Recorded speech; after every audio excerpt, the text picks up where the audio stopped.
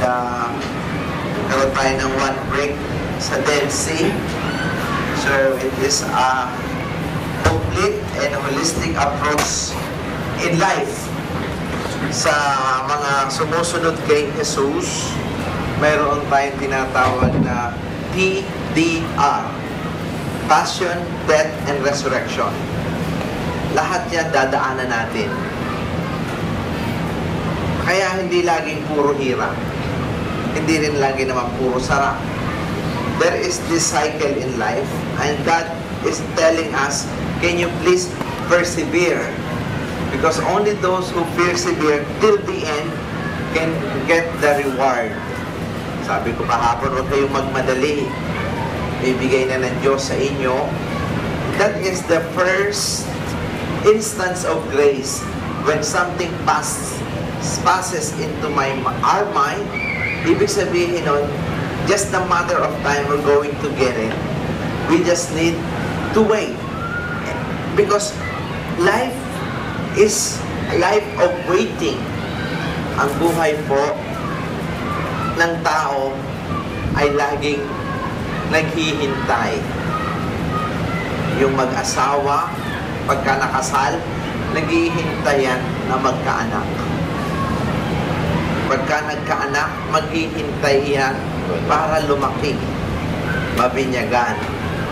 Maghihintay yan na mag-aral. Makatapos, maghihintay. Pagkatapos maghintay, makakagraduate. So, this is a cycle in life. Ang problema sa atin, yung sinasabi ni Jesus na sa kanya sumusunod ay, it is a big illusion to think that we are the only one who have plans for ourselves. May plano rin ang Diyos sa atin. Hindi lang tayo may plano sa sarili natin. At ang maganda nito, mas maganda ang plano ng Diyos sa atin. Kasi we are very limited. We are very limited in such a way that we do not know what's going to happen next. God is giving us an opportunity to think and to plan, but at the end, ang Diyos pa rin ang may final say. So what can we do? Yun nga ang sinasabi ko, while waiting, we need to have this full trust in God. Magtitiwala tayo sa Diyos na ang Diyos na ito ay hindi masama ang plano sa atin. Pagka tayo'y nainip, tayo ay talo. Bakit sinasabi ko na huwag tayong mainip? And patient is a virtue. Kadalasan po sa naiinip, umiinit ang ulo. Pag uminit ang ulo, pagsisisihan mo ito. If there's something that we can postpone is this, galit. Kaya pagka kayo nagagalit, usapin mo ang sarili mo, pwede ba bukas ka na lang magalit? And you will see, tomorrow, wala na yan. Maraming tao nagsisi sa kanilang buhay dahil sa galit, dahil hindi ito ipinospone. And most of the time, we have this loose tongue. Ang ating bibig, ang pinakamadaling madulas na pinagsisisihan natin ang ating sinasabi. So, can we tame our tongue not to be loose? Or don't loosen your tongue, because for sure you will regret it. And how can we not loosen our tongue? Yun ang sinasabing, an unmeditated life is not worth living. So sana, ang revelation ng Diyos sa atin, habang tayo'y nag-pilgrimage, ay ito. Ang revelation niya, na maramdaman natin na ang sarap mabuhay, na mahal tayo ng Diyos, na dapat tayo magpasalamat sa Kanya, na sana mabigyan tayo ng pagkakataong maisip, sana hindi ko ginawa yun, pero ngayon binibigyan tayo ng Diyos ng another chance. To what? To be a better person. Kasi if we will not become a better person, kung hindi magiging mabuting tao tayo sa ating sarili at sa kapwa, kaya sabi ni Jesus, come follow me because I'm going to teach you something. Ano ba ang tinuro ni Jesus? Jesus said, come to me, all of you who are heavily burdened, and I will give you rest. Come and learn from me, for I am gentle and humble of heart. Kadalasan, yung mga nagmamataas at nagmamayabang, ibinababa ng Diyos. Bakit? Gusto niyang maligtas ang taong ito. So kung may nangyayari sa ating buhay na hindi natin ito ginusto, there is what's called paradigm shift. Isipin natin, baka naman may mas magandang plano ang Diyos para sa atin. And you will see eventually, tama yun, na may magandang plano ang Diyos. Sa Christian perspective, ito ang ating sinasabi. Kung ano ang itinanim, yun ang aanihin. Kung nagtanim ka ng masama, masama ang aanihin mo. Kung nagtanim ka ng mabuti, mabuti ang aanihin mo. Kaya ang dapat itanim natin, mabuti. Pero sa Eastern spirituality, mayroon tinatawag na karma. And watch out. Karma knows your address and where you live. Alam ng karma kung saan ka nakatira. Kung ano ang address mo at babalikan ka. So para hindi tayo makarma, ito ang mga sabi ko sa inyo, si Jesus is saying, come and follow me because I want you to learn from me. Mag-umpisa na tayong gumawa ng mabuti. Gustong-gusto ko yung sinabi ng nanay ni Megan Young doon sa interview kung paano siya nagkaanak ng Miss Universe, ng Miss World. Sabi niya, paano ba kayo nagkaanak ng napakaganda, napakatalino, tapos naging Miss World pa? Ang sabi ng nanay, I told her not to stop being kind to others. Alam mo, minsan na nakakapagod sa atin, minsan ay ang gumawa ng mabuti. Kailan ba ako gagawa ng mabuti?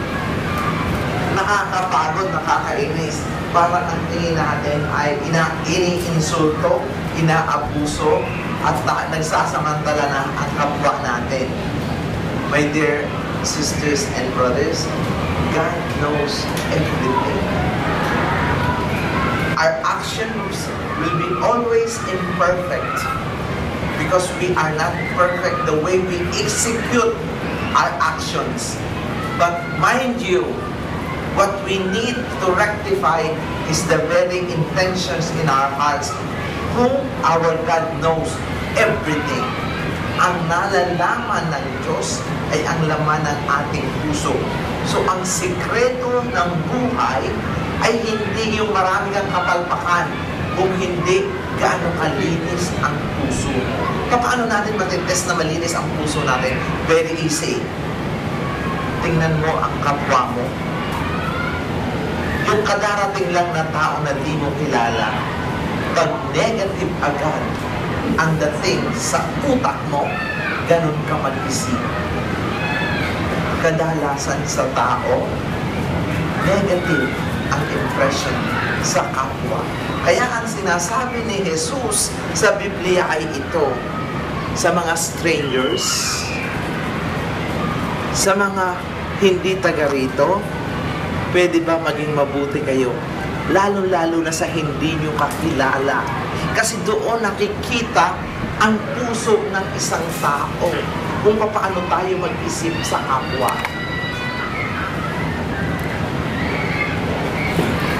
Madali tayong mag-isip ng maganda sa taong kakilala natin. Yun ang sukatan na ikaw ay mabuting tao. Kung ang taong dadaan dito, hindi masama ang iniisip mo. That means to say, yun ang pattern ng pag-iisip mo. May malisya ka, wala kang tiwala, masama lagi ang tingin mo sa kapwa mo. We need to rectify that, and as much as possible, if we can ask God for help. Lord, bakit ganito ako mag-isip? Bakit malisyoso ako? Bakit ang yabang-yabang ko, akala mo ako'y kung sino? Nagmamaliit tayo ng kapwa-tao. Yun kasi ang basihan ng Diyos. Hindi ang ginagawa natin. Alam ng Diyos ang nasa isip at nasa puso natin. And this is where we will be blessed by God. Nagtanong sa akin, Father, nauubusan ka ba ng pera? No, tinanong ko rin, nauubusan ba ako ng pera? Hindi. Kung kayo nauubusan pa ng pera ngayon, ibig sabihin yan, yung pera ninyo ay nanggaling lamang sa pinagtrabahuhan nyo. Hindi pa kayo nakakatanggap ng reward from God. And why you are not receiving reward from God? Kasi hindi pa natin nagagawa ang mga rewarding acts that God had told us. Ano ba sinabi ng Diyos? Kung kayo'y gagawa ng mabuti para ako magantimpala sa inyo, maggumawa ka ng mabuti at magbigay sa mga taong hindi makakabalik ng tulong sa inyo. Kung ang kabutihang ginagawa ninyo ay sa mga taong gumawa at makakagawa rin ng mabuti sa inyo, do not expect any reward from God. Simple. And how can I reward you? Natanggap mo na ang reward. So when God rewards us, sabi sa Biblia, siksik, liklik, at umaapaw pa, hindi ito mauubos. So basically, most of us are only experiencing our own rewards coming from the actions. Galing sa trabaho, pinaghirapan mo, tubo mo sa negosyo. Yan ang mga rewards ng mundo sa atin. Pero, pag ang Diyos ang nag-reward, bakit ko po ito sinasabi? Kasi ito ay sekreto na ibigay ng Diyos sa ating Biblia para sa mga taong sumusunod sa Kanya, at kung sino man ang susunod sa mga sinabi niya, makakaranas ng tinatawag ng buhay kasama ng Diyos. Kasi napakayaman niya. God, everything comes from God. We are only God's stewards. And if we do not follow, yung sabi niya, come and follow me. Come and learn from me. Yun ang sinasabi niya sa mga disipulo niya. Kasi, naawa na ang Diyos sa atin. Kaya may mga tao, trabaho ng trabaho, wala rin. Hindi naman sa sila ay laging nalulugi, o naluluko, o nabubudol-budol. But, somehow, we are very far from the directions of our Lord. And somehow we are professing we are Christians. Kaya kadalasan, hindi naman sa kung sino pa ang malimit sa simbahan at dasal ng dasal, yan ang masasamahang ugali. Yan ang madadamo na nakakapag-iskandalo. Ano ba ito? Diyos ko, walang ginawa kung hindi mag-rosaryo. Ang lalaki ng krus, lahat ng scapular nasa kanya, lahat ng nubina. Pero hindi may pinta ang mukha, walang kaibigan, chismosang numero 1. Yan ang mga bagay na contrary to the gospel. So, meaning to say, there is this dichotomy. There is this big discrepancy. Hindi naman naaayon yung tinatawag The law of praying is the law of living. Lex credendi, lex orandi. The law of praying is the law of living. Kung paano sana tayo magdasal at kung ano sana ang ating dinadasal, yun sana ang ating isinabubuhay. Ang saya. Lex credendi, lex orandi in Latin. Na pagka atin pong ginawa ito, my God, wala tayong kaaway. Kakatulog tayo ng maayos. Hindi ka masamang mag-isip. Hindi naman po ibig sabihin nito, hindi na kayo magkakaproblema. Kadalasan din naman. Kaya po minsan ako'y nag-iisip pagka kadalasan yung mga laging nakasimbahan niya ng santampak ang problema. Kaya niiwasan ko na sila. Pero nalalampasan yan. And then eventually, if this change our life for the better, kung isa sa buhay natin, katulad ng sinabi ni Jesus, come follow me, ako walang hinihigaan, ako walang tinutulugan, pero na ang saya-saya ko. Umaasa tayo sa Diyos na hindi tayo pababayaan. So the response to this jubilee year of mercy, the response to this incomprehensible mercy of God, ang ating pong magiging sagot sa revelasyon na ibinigay ng Diyos na napakaswerte natin pala. May pag-asa pa pala ako. Nagliwanag ang isip ko. Ganun pala. Ay ang faith and trust in God that for those who believe in Jesus, walang masamang mangyayari. Those who have Jesus will have an endless hope. Walang hanggang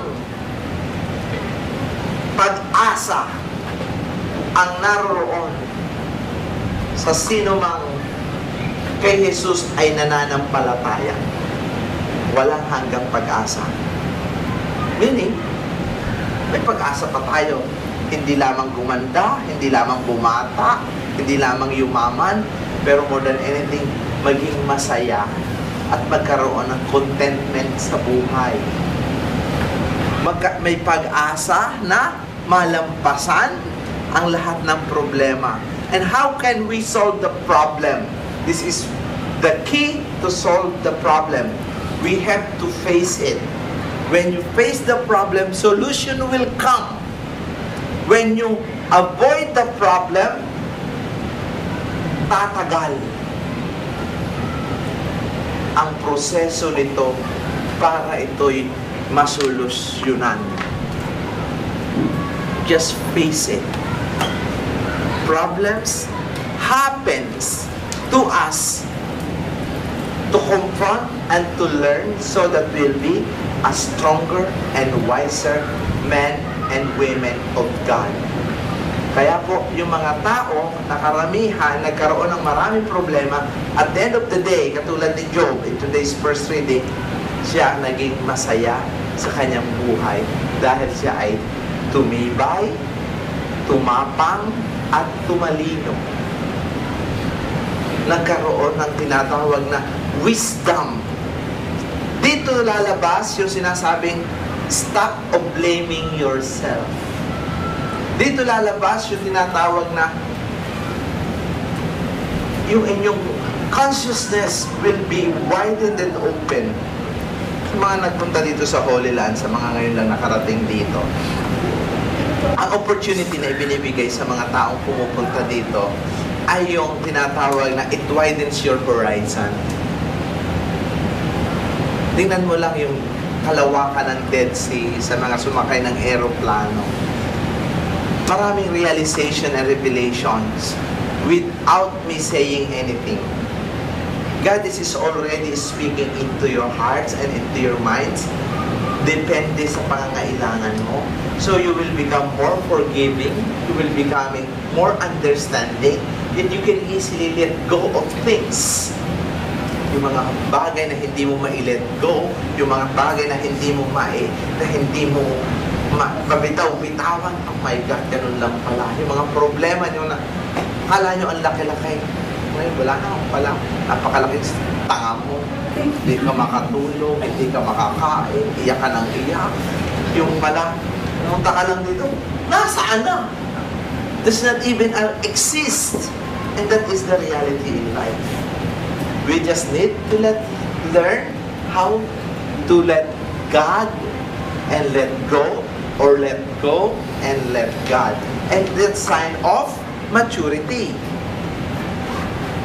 Maturity is when you learn to let go. Maturity is when you realize that material things is not everything. That money cannot buy everything.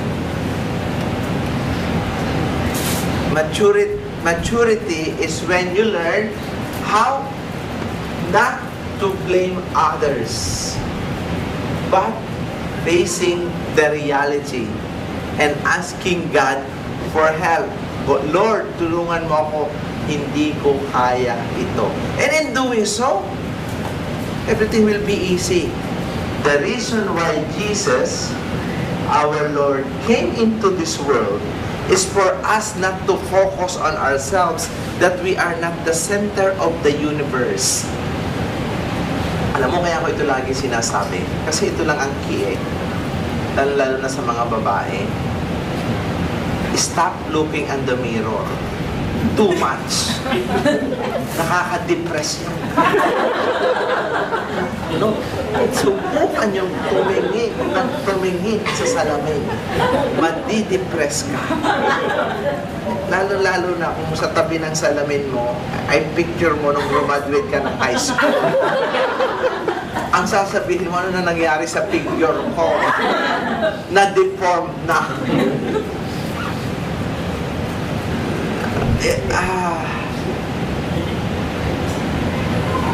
It's too pity of because of our practice that everything is focusing on ourselves.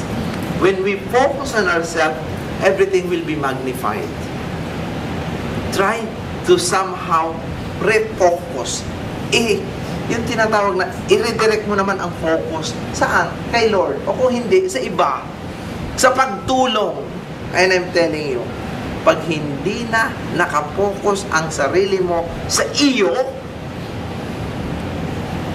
hindi ka magkakaroon ng self-pity. Hindi mo mapapansin lagi ang figure mo. Ang iyong baywang ay hindi na 24 kung hindi 44. 60. Can you imagine? 20 years ago, you are 24. Parang after 20 years, naging 44. Hindi yan magpo-focus doon. And then, nawala yun. Hindi ka na. Kasi ang gusto ng Diyos, hindi ka, and the reason why He came into this world, for us to realize that you are not the center. God is the center.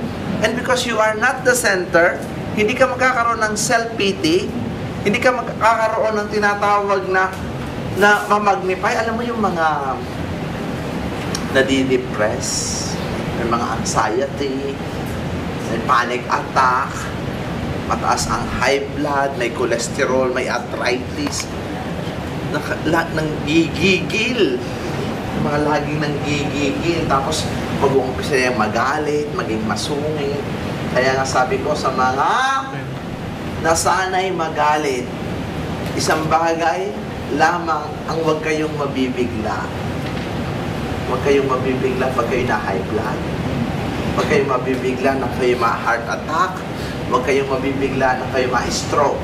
Dahil yan ay automatic na mangyayari. It's given. It's 1 plus 1 equals 2. It's given. So for us to avoid all this, kasi tayo into health food. Healthy food. Mahilig na tayo sa mga figure, sa mga yung tinatawag ngayong mga anti-aging. Ayaw tumanda, ayaw tumaba. Gusto lahat ay mababa ang cholesterol, mababa ang blood pressure, mababa ang lahat. Walang problema. Para ito'y bumaba lahat. we need to simplify our life. May nagtanong sa akin na di-depress taga Canada.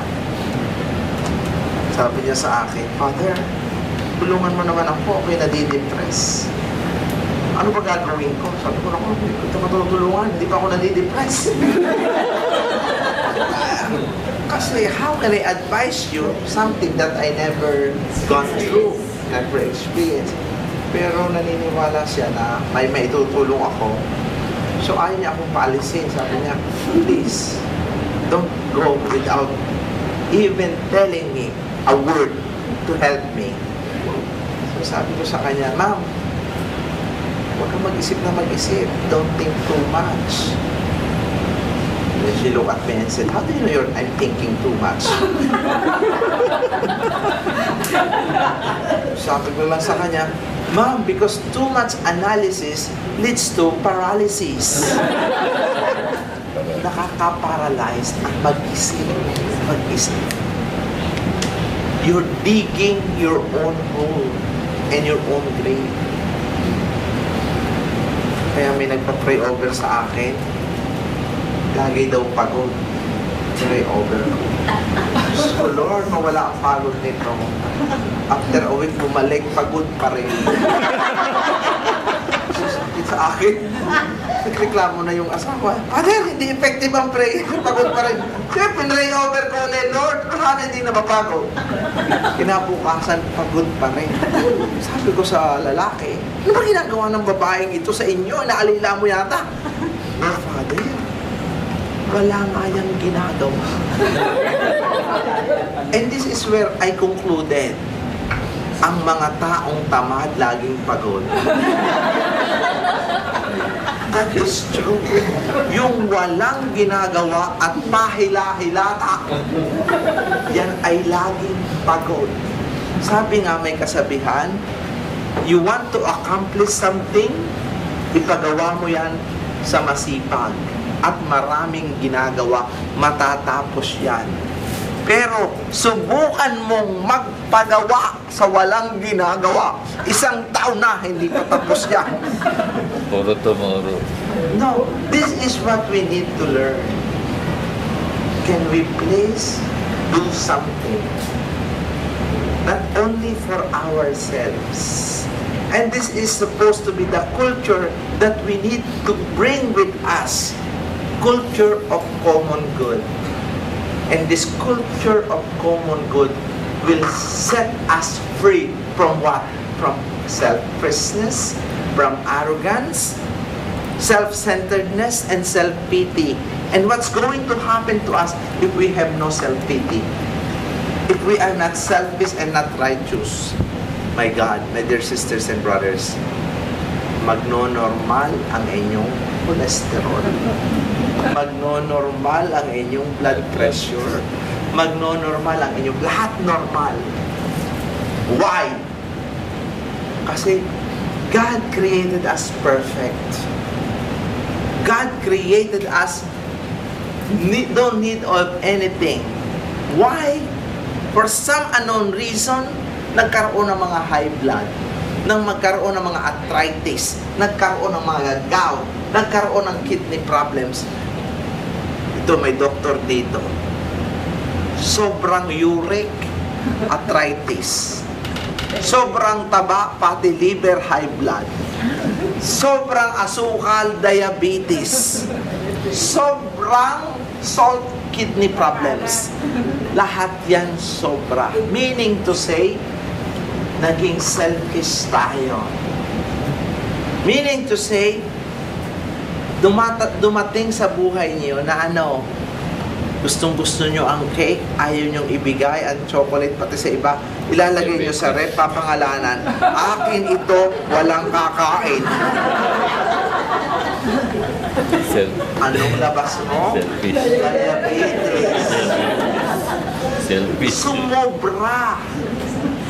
Lahat ng sobra, masama. And papaano hindi ito magiging sobra? Let us share. Ayaw. Kanina nag-message lang ako sa mga tao sa Pilipinas. Let us start our feeding program. us start our feeding program. From that word alone, nagsagot yung aking architect, Father, thank you for allowing me to serve. Now I have more reason to live.